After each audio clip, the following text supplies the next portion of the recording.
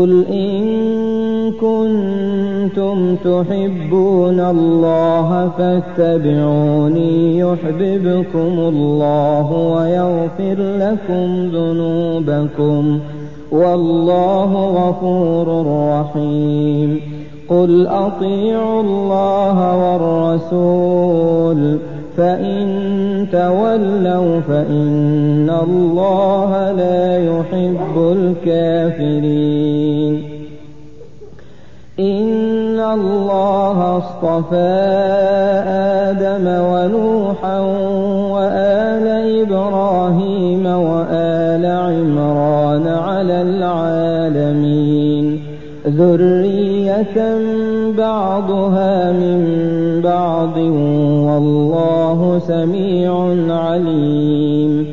إذ قالت امرأة عمران رب إني نذرت لك ما في بطني محررا فتقبل مني إنك أنت السميع العليم.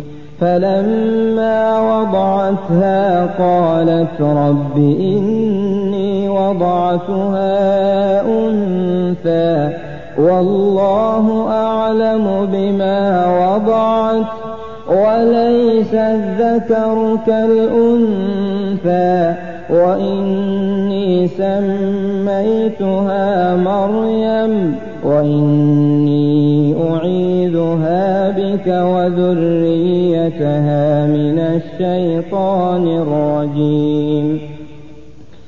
فتقبلها ربها بقبول حسن وأنبتها نباتا حسنا وكفلها زكريا كلما دخل عليها زكريا المحراب وجد عندها رزقا قال يا مريم أنى لك هذا قالت هو من عند الله إن الله يرزق من يشاء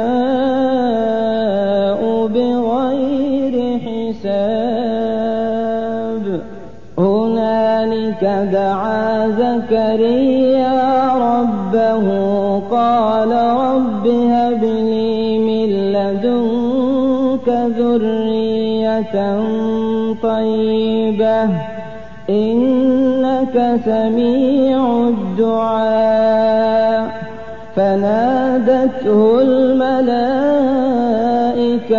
وهو قائم يصلي في المحراب أن الله يبشرك بيحيى مصدقا بكلمة من الله وسيدا وحصورا ونبيا من الصالحين. قال رب أنى يكون لي غلام وقد بلغني الكبر وامرأتي عاقر قال كذلك الله يفعل ما يشاء.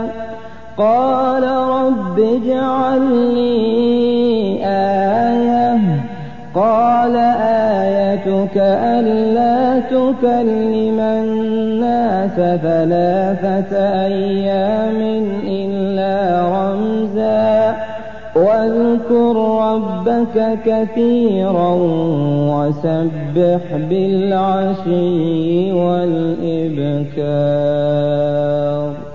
وإذ قالت الملائكة يا مريم إن الله اصطفاك وطهرك واصطفاك على نساء العالمين يا مريم اقنتي لربك واسجدي واركعي مع الراكعين.